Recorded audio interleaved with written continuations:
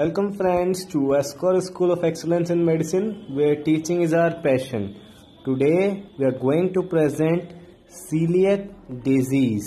This presentation is prepared by a faculty of gastroenterology, Dr. Nidisha Naushad, and is presented and edited by Dr. APS Chabda, founder and senior faculty of Escort School of Excellence in Medicine. So this presentation has been divided into two parts. This is part first, in which we will learn what is celiac disease, that is introduction, where it is prevalent and how many people are affected, that is epidemiology, how it came, etiology and risk factors, how it develops, that is pathophysiology, and how to identify, that is clinical features of the celiac disease. Let us begin with the introduction. So, celiac disease is an inflammatory disease of the small bowel occurring in genetically susceptible individuals. So, definition में दो parts हैं. First part is it is an inflammatory disease, मतलब small bowel, small intestine की inflammatory disease है. Small intestine का inflammation हो जाता है. Occurring in genetically susceptible individuals, मतलब ये चीज हर किसी को नहीं होती. कुछ ऐसे लोग होते हैं जो कि celiac disease से जेनेटिकली ससेप्टेबल हैं, जो कि सीलियक डिजीज जिनमें डेवलप हो जाती है. Results from intolerance to wheat, gluten and similar products found in rye, barley and oats. So mainly किसकी इंटॉलरेंस है? ग्लूटेन की इंटॉलरेंस है. ये ग्लूटेन व्हीट, राई, बार्ले और ओट्स में मिलता है. Result in malabsorption and it responds to a gluten free diet. और ग्लूटेन की इनटॉलरेंस की वजह से माल एब्जॉर्प्शन होना शुरू हो जाता है, जो कि बाकी न्यूट्रिएंट्स हमारे फूड में हैं उनका माल न्यूट्रिशन शुरू हो जाएगा, उनका माल एब्जॉर्प्शन शुरू हो जाएगा.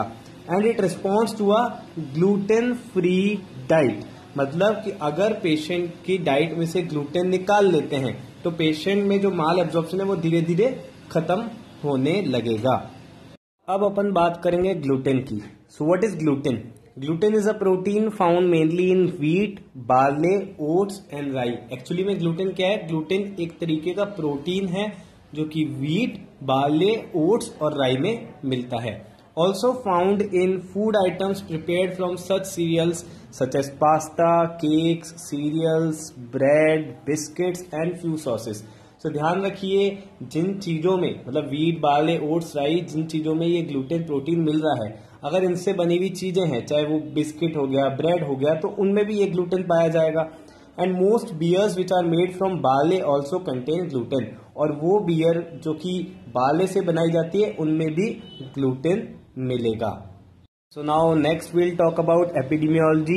So more common in Northern Europe and US. Northern Europe और US में ज़्यादा देखने को मिलता है celiac disease. ओवरऑल प्रिवलेंस की अगर बात करें तो 1.04% है वर्ल्ड वाइड. और इंडिया में अगर बात करें तो इंडिया में specially northern community, specially in the northern community the prevalence is 1 in 96, मतलब 96 लोगों में से एक को सीलियक डिजीज देखने को मिलता है.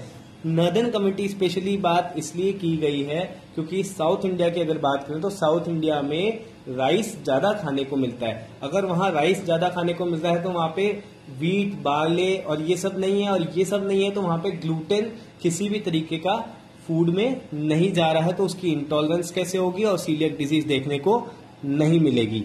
Women are slightly more likely to be affected, around about 2/3 of diagnosed patients. So women में ज्यादा देखने को मिल रहा है. अगर 3 पेशेंट है तो 3 में से 2 वुमेन और 1 मैन देखने को मिलेंगे. First peak period of appearance in childhood at 6 to 7 years of age. मतलब दो तरीके से हम सीलियक डिजीज को एज वाइज बांट सकते हैं. ज्यादातर हमारे को फर्स्ट पीक सबसे ज्यादा जो देखने को मिलती है वो 6 से 7 साल की उम्र में मिलती है. और सेकेंड लार्जर पीक की अगर हम बात करें तो it occurs in 4th and 5th decade of life.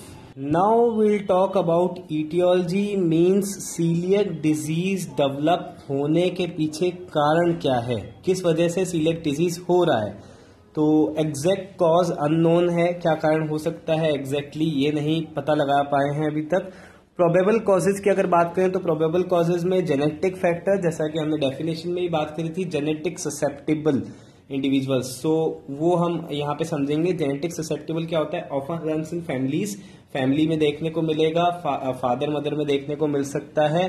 और उन लोगों में जिनमें की जीन HLA-DQ2 या फिर HLA-DQ8 मिलेगा। तो HLA-DQ2 और HLA-DQ8 वाले लोगों को हम सीलिएक डिजीज से जेनेटिकली ससेप्टेबल इंडिविजुअल बोल सकते हैं। इसके अलावा कुछ और कॉजेज भी हैं, जैसे कि इन्फेंट फीडिंग प्रैक्टिसेस कुछ माल प्रैक्टिसेस की वजह से हो सकता है, कुछ जीआई इन्फेक्शंस, प्लस इसके अलावा गट बैक्टीरिया और few cases like active which are after surgery, pregnancy, childbirth और viral infection और severe emotional stress।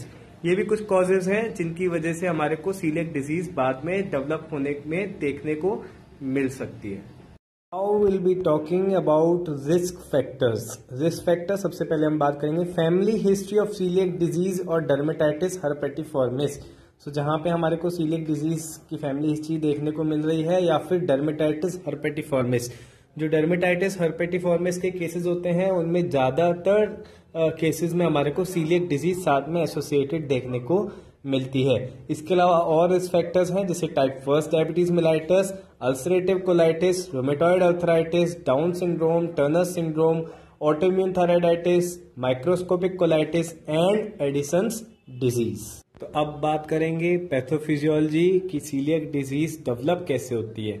So immunological response to gluten results in production of antibodies against gluten and small intestine get inflamed on the surface।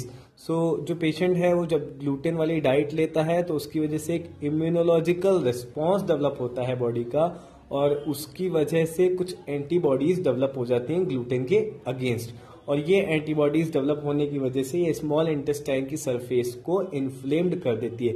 इसलिए बोला गया inflammatory disease of the small bowel. Damage to villi lining the small intestine in response to gluten allergy which reduces their absorption ability resulting in malabsorption. और इस inflammation की वजह से जो कि स्मॉल इंटेस्टाइन में विलाय होते हैं वो डैमेज हो जाते हैं, और डैमेज होके एट्रोफीड हो जाते हैं, छोटे हो जाते हैं, जिसकी वजह से प्रॉपर एब्जॉर्प्शन नहीं हो पाता, और न्यूट्रिएंट्स का एब्जॉर्प्शन नहीं होने की वजह से माल एब्जॉर्प्शन वाली कंडीशन डेवलप हो जाती है। ऑटो एंटीजन की बात करें तो autoantigen tissue transglutaminase TTG often used in serological diagnosis. So TTG is an autoantigen जो कि इसमें डेवलप होता है और जिसको डायग्नोसिस में भी हेल्पफुल है। हम टीटीजी एडवाइस करते हैं पेशेंट को ताकि हम सीलिएक डिजीज को डायग्नोस कर सकें। Now will talk about clinical features कि सीलिएक डिजीज के पेशेंट में हमारे को क्या क्या क्लिनिकल फीचर्स देखने को मिल सकते हैं। So for proper understanding and diagnosis, we will study the clinical features of celiac disease under 3 groups। जिससे कि हम अच्छे से समझ सकें, डायग्नोसिस कर सकें, इसलिए हमने सीलिएक डिजीज के क्लिनिकल फीचर्स को 3 ग्रुप्स में डिवाइड कर लिया है, infancy, older children and adults. So सबसे पहले बात कर लेते हैं हम इन्फेंसी की। So period from weaning of cereals present age. So अगर हम देखें तो 9 महीने का जो बच्चा होता है तो 9 महीने तक के बच्चे को दूध पे ही रखा जाता है। उसके बाद में धीरे धीरे उसमें वीनिंग शुरू की जाती है, मतलब उसको धीरे धीरे रोटी वगैरह खाना स्टार्ट किया जाता है। तो जब रोटी उसके शरीर में जाएगी और उसमें जो प्रोटीन ग्लूटेन है जब वो रिएक्ट करना शुरू करेगा उसके बाद में ही हमारे को सिम्टम्स देखने को मिलेंगे। तो सिम्टम्स क्या देखने को मिलेंगे, क्योंकि इंटॉलरेंस है तो इंटॉलरेंस की वजह से डायरिया होगा, रिपीटेड वॉमिटिंग होगी, और डायरिया वॉमिटिंग होगा तो न्यूट्रिएंट्स अच्छे से एब्जॉर्ब नहीं हो पाएंगे, जिसकी वजह से माल एब्जॉर्प्शन देखने को मिलेगा, और उसी की वजह से फेलियर टू थ्राइव, मतलब बच्चा जिस हिसाब से डेवलप होना चाहिए एज वाइज उस हिसाब से डेवलप नहीं होगा। और एक और सिम्टम है स्किन रैशेस, जैसे कि हमने बात करी थी कि डर्मेटाइटिस हर्पेटिफॉर्मिस जो है वो भी हमारे को साथ में को देखने को मिल सकता है, तो स्किन रैशेस भी इन्फेंट्स में देखने को मिल सकते हैं। तो चलिए अब हम बात कर लेते हैं ओल्डर चिल्ड्रन की। तो ओल्डर चिल्ड्रन में हमारे को कुछ नॉन स्पेसिफिक फीचर्स जैसे कि delayed growth. Non specific feature इसलिए बोला गया है क्योंकि सीलिएक डिजीज के अलावा ऐसी बहुत सारी बीमारियां होती हैं जिनमें कि हमारे को ग्रोथ डिले देखने को मिल सकता है। सो सीलिएक डिजीज भी हम सोच सकते हैं। इसके अलावा फीचर्स ऑफ माल न्यूट्रिशन और एग्जामिनेशन जैसे पेलर वगैरह देखने को मिल सकता है, एडिमा देखने को मिल सकता है, mild abdominal distension, most of the cases में एब्डोमिनल डिस्टेंशन भी देखने को मिलता है।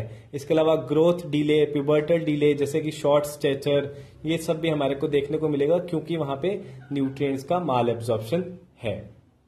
Now when we talk about adults, तो हमने बात करी थी कि सेकेंड पीक जो इंसिडेंस है सीलिएक डिजीज का वो हमें 4th and 5th decade of as में देखने को मिलता है, तो उन्हीं एडल्ट्स की हम बात कर रहे हैं।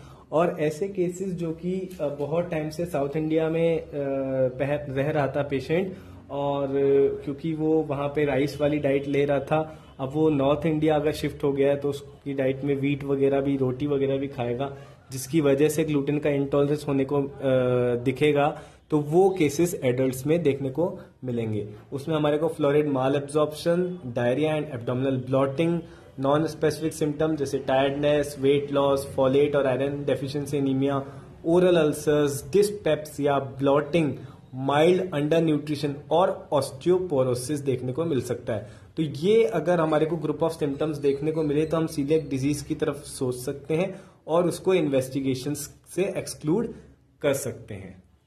So thank you so much for watching part first of coeliac disease. इस वीडियो को शेयर करना मत भूलिएगा and do subscribe our channel for more clinical videos.